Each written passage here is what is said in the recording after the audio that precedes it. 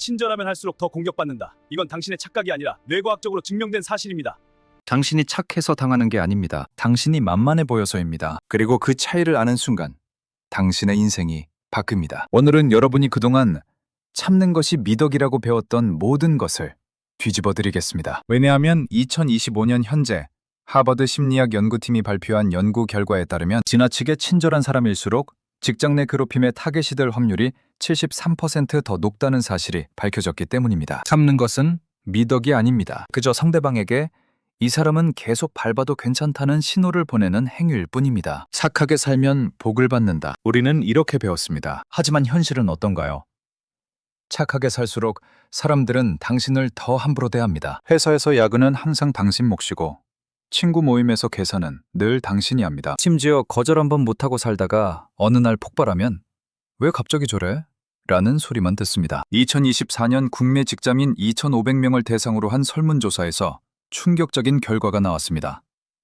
업무 외 잡일을 가장 많이 떠맡는 사람의 87%가 스스로를 거절을 잘 못하는 성격으로 규정했습니다. 그리고 그들 중 92%가 친절하게 대했는데 오히려 더 무시당한 경험이 있다고 답했습니다. 왜 이런 일이 벌어질까요?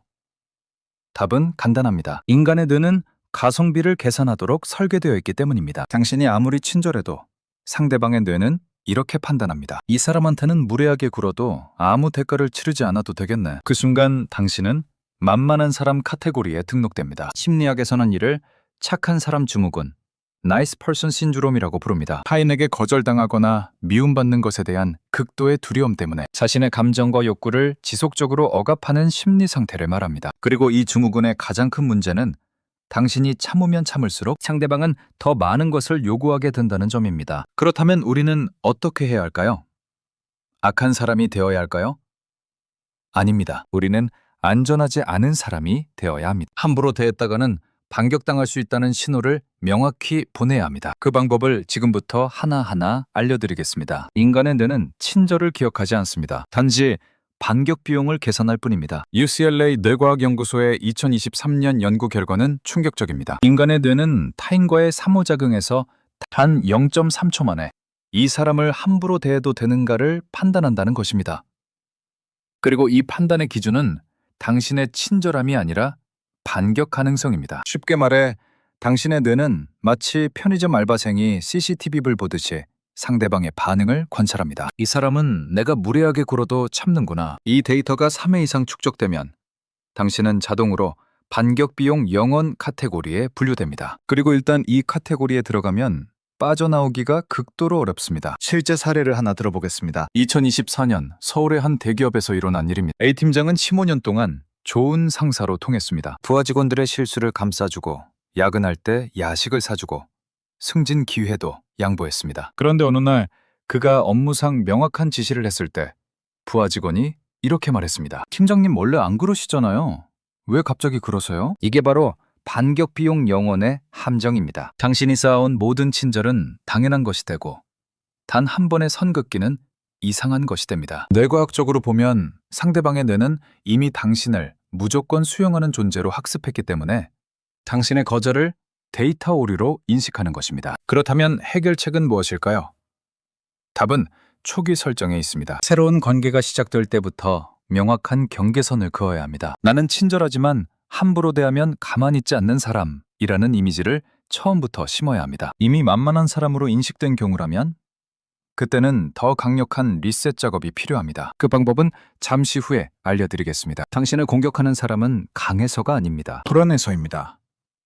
심리학의 거장 알프레드 아들러는 이렇게 말했습니다. 모든 공격성은 열등감의 또 다른 표현이다. 2025년 스탠퍼드 대학의 사회심리학 연구팀이 발표한 논문은 이를 명확히 증명했습니다. 타인을 무시하거나 공격하는 사람들의 뇌를 fMRI로 촬영한 결과 그들의 편도체, 불안과 공포를 담당하는 부위가 일반인보다 37% 더 활성화되어 있었습니다. 쉽게 말해 당신을 괴롭히는 그 사람은 당신보다 우월해서가 아니라 자기 자신에 대한 불안감이 너무 커서 당신을 공격하는 것입니다. 마치 작은 개가 더 시끄럽게 짖는 것처럼 내면이 불안한 사람일수록 타인을 깎아내림으로써 자신을 높이려고 합니다. 실제 직장 내 괴롭힘 사례 1,200건을 분석한 결과 가해자의 83%가 최근 업무 성과가 좋지 않았거나 승진에서 탈락했거나 개인적인 문제를 겪고 있던 상황이었습니다. 그들은 자신의 무능함이나 불행을 인정하고 싶지 않기 때문에 그 감정을 나보다 약해 보이는 누군가에게 전가하는 것입니다. 여기서 핵심은 이것입니다. 그들이 당신을 선택한 이유는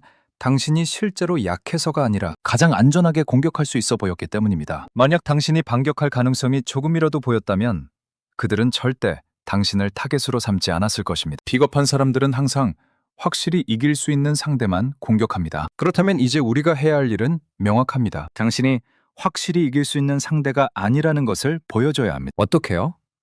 다음 장에서 그 비밀을 공개하겠습니다. 약자를 받는 순간 뇌는 도파민을 분비합니다. 그것이 바로 권력의 마약성입니다. 2024년 독일 막스 플랑크 연구소의 충격적인 실험 결과가 있습니다. 연구팀은 실험 참가자들에게 가상의 권력 상황을 부여했습니다. 상대방에게 명령할 수 있는 권한, 평가할 수 있는 권한, 처벌할 수 있는 권한 등을 주었습니다. 그 결과 참가자들의 뇌에서 코카인을 투여했을 때와 유사한 수준의 도파민이 분비되었습니다. 더 무서운 사실은 이 권력 도파민은 실제 권력이 아니어도 분비된다는 점입니다. 단지 누군가보다 내가 우위에 있다는 느낌만으로도 충분합니다. 그래서 실제로 권력이 없는 사람들은 권력 대체제를 찾습니다. 바로 자신보다 약해 보이는 사람을 깎아내리는 것입니다. 한국 직장 내 괴롭힘 상담센터의 2024년 통계를 보면 가해자의 68%가 중간 관리자였습니다. 즉, 위에서는 눌리고 아래로는 권한이 제한적인 사람들입니다. 그들은 진짜 권력이 없기 때문에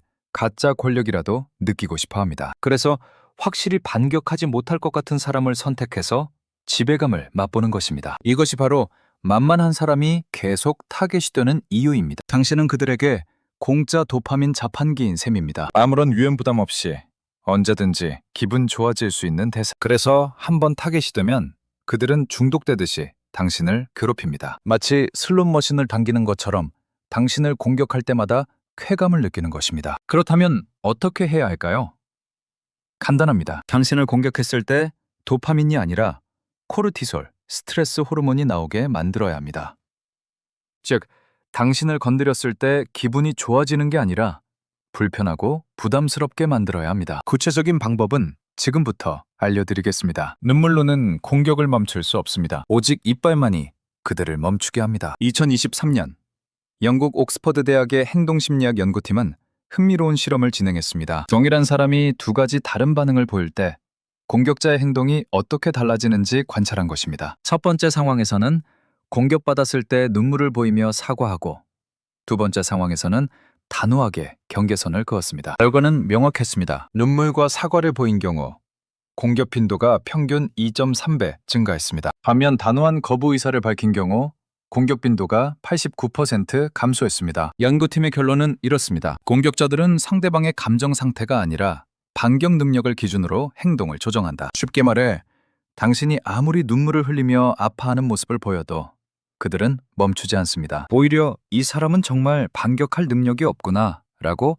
확신하게 될 뿐입니다. 반대로 당신이 단 한 번이라도 나를 건드리면 손해를 본다는 신호를 명확히 보내면 그들은 즉시 행동을 조정합니다. 이것이 바로 강자 감별사로서의 비겁함입니다. 공격적인 사람들은 결코 용감하지 않습니다. 그들은 철저한 계산기입니다. 이 사람은 안전하게 공격할 수 있는가? 이 질문에 아니오라는 답이 나오는 순간 그들은 즉시 타겟을 바꿉니다. 2024년 서울의 한 중학교에서 실제로 일어난 일입니다. 3년간 학교 폭력의 피해자였던 한 학생이 어느 날 가해자에게 이렇게 말했습니다. 다음에 한 번 더 건드리면 네 부모님과 담임선생님, 교장선생님, 그리고 경찰에 지금까지의 모든 증거를 제출하겠다. 나는 이미 모든 걸 기록해뒀어. 그 순간 3년간의 폭력이 멈췄습니다. 핵심은 이것입니다. 실제로 반격할 필요도 없습니다. 단지 반격할 능력이 있다는 것을 보여주기만 하면 됩니다. 그 방법을 지금부터 알려드리겠습니다. 무조건적인 사랑보다 원칙 있는 까칠함이 더 존중받습니다. 마키아벨리는 군주론에서 이렇게 말했습니다. 사랑받는 것보다 두려움의 대상이 되는 것이 더 안전하다. 많은 사람들이 이 문장을 오해합니다. 폭군이 되라는 뜻이 아닙니다. 명확한 원칙을 가지고 그 원칙을 어겼을 때는 반드시 대가를 치르게 하라는 뜻입니다. 2025년 하버드 경영대학원의 리더십 연구 결과를 보면 가장 존중받는 리더의 특징은 친절함이 아니라 예측 가능성이었습니다. 즉, 이 사람은 이런 행동을 하면 반드시 이렇게 반응한다는 명확한 패턴을 보이는 사람이 가장 높은 신뢰를 받았습니다. 반대로 항상 착하고 이해심 많은 리더는 오히려 낮은 평가를 받았습니다. 왜일까요? 사람들은 무의식적으로 경계가 없는 사람을 신뢰하지 않기 때문입니다. 언제 어디까지 허용될지 모르는 관계는 불안감을 야기합니다. 반면 여기까지는 괜찮지만 이 선을 넘으면 안 된다는 명확한 기준이 있는 사람은 안정감을 줍니다. 실생활에 적용해 봅시다. 당신이 회사에서 매번 다른 팀의 일까지 도와준다고 가정해 봅시다. 처음에는 고맙게 생각하겠지만 시간이 지나면서 사람들은 이렇게 생각합니다. 쟤는 원래 그러네요. 시키면 다 해줘. 그리고 당신의 업무 범위는 점점 넓어지고 정작 당신의 본업은 제대로 평가받지 못합니다. 반대로 처음부터 명확히 선을 그은 사람은 어떨까요?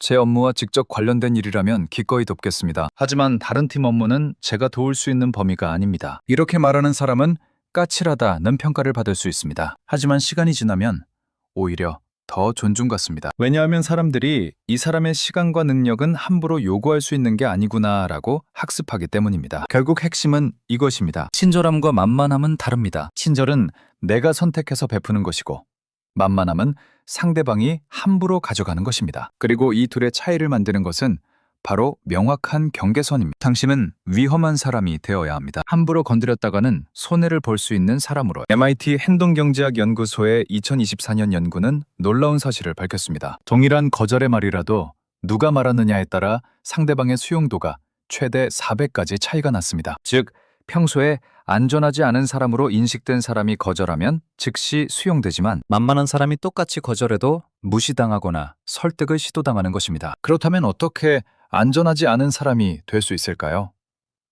핵심은 일관성입니다. 한 번의 폭발이 아니라 매번 동일한 기준으로 선을 긋는 것입니다. 예를 들어 누군가가 당신의 사적인 영역을 침범했을 때 매번 동일한 톤으로 이렇게 말합니다. 그 부분은 제가 공유할 수 있는 영역이 아닙니다. 처음에는 사람들이 의아해할 수 있습니다. 왜 갑자기 저래? 하지만 당신이 이 패턴을 3회 이상 반복하면 사람들의 뇌는 학습합니다. 아, 이 사람한테는 이런 요구를 하면 안 되는구나. 그리고 일단 이 학습이 이루어지면 더 이상 당신에게 그런 요구를 하지 않습니다. 2023년 국내 한 대기업 HR팀의 내부 연구 자료를 보면 직장 내에서 경계가 명확한 사람은 실제로 업무 성과와 무관하게 승진 가능성이 1.8배 높았습니다. 이유는 간단합니다. 가드는 무의식적으로 경계가 없는 사람을 리더감이 아니다라고 판단하기 때문입니다. 실전 전략을 하나 알려드리겠습니다. 바로 타이밍 지연 기법입니다. 누군가가 당신에게 부당한 요구를 했을 때 즉시 반응하지 마세요. 확인해보고 연락드리겠습니다 라고 말하고 최소 1시간 이상 시간을 주세요. 그리고 그 시간 동안 냉정하게 판단하세요. 이것이 내 업무 범위인가? 내가 해줄 이유가 있는가? 만약 답이 아니오라면 명확하게 거절하세요. 몇 명이나 사고 없이 단호하게. 죄송하지만 그 부분은 제가 도와드릴 수 있는 영역이 아닙니다. 이 한 문장이면 충분합니다. 상대방이 설득을 시도하면 제 답변은 변하지 않을 것 같습니다 라고 반복하세요. 핵심은 감정을 빼는 것입니다. 화를 내거나 변명하거나 죄책감을 느낄 필요가 없습니다. 단지 사실을 전달하는 것입니다. 이것이 바로 안전하지 않은 사람의 태도입니다. 이제 구체적인 무기를 드리겠습니다. 당신의 삶을 되찾을 3가지 전략입니다. 전략 1. 반응 지연 기법. The delayed response. 상대방이 무례한 말이나 행동을 했을 때 즉각 반응하지 마세요. 뇌과학적으로 우리의 편도체가 활성화되면 판단력이 흐려집니다. 최소 3초.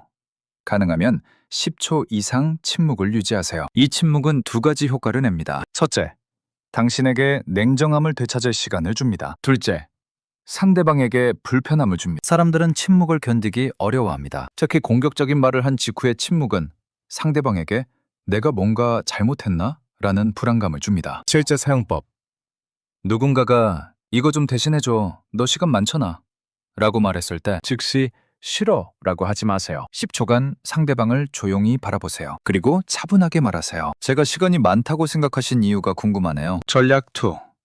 질문 반사 기법. The question mirror. 공격적이거나 부당한 요구를 받았을 때 거절하는 대신 질문으로 돌려주세요. 이것은 심리학에서 책임 전가의 역전이라고 부르는 기법입니다. 상대방이 스스로 자신의 요구가 부당함을 깨닫게 만드는 것입니다. 실제 사용법. 이거 내일까지 해줘. 제 다른 업무들은 어떻게 처리하면 될까요? 너는 왜 이렇게 예민해? 제가 어떤 부분에서 예민해 보였는지 구체적으로 말씀해 주시겠어요? 이 정도는 해줄 수 있잖아. 이 정도가 어느 정도를 의미하시는 건가요? 이 기법의 핵심은 감정을 배제하고 순수하게 정보를 요청하는 것처럼 말하는 것입니다. 상대방은 자신의 부당한 요구를 정당화하기 위해 구체적인 이유를 대하는데 대부분의 경우 그런 이유가 없습니다. 전략 3. 감정 분리 기법. The Emotional Detachment. 이것은 가장 강력하면서도 가장 어려운 기법입니다. 상대방의 공격을 개인적으로 받아들이지 않는 것입니다. 2024년 존스 홉킨스 대학의 정신의학 연구팀은 감정적 거리두기를 훈련받은 그룹이 스트레스, 호르몬 수치가 평균 46% 감소했다는 결과를 발표했습니다. 실제 사용법. 누군가가 당신을 비난할 때 마음속으로 이렇게 말하세요. 이 사람은 지금 나에 대해 말하는 게 아니야. 자기 자신의 불안과 불만을 투사하고 있는 거야. 그리고 마치 다큐멘터리를 보듯이 상대방의 행동을 관찰하세요. 흥미롭네.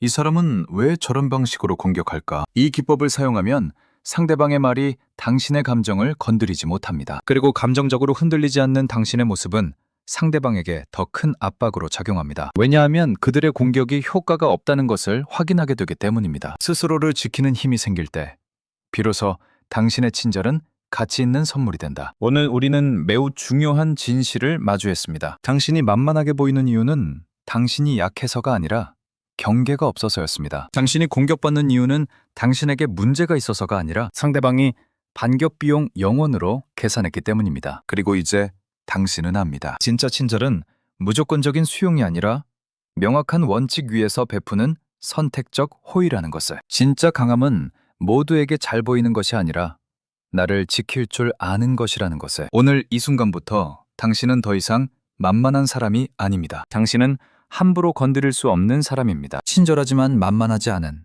따뜻하지만 경계가 분명한 그런 사람입니다. 기억하세요.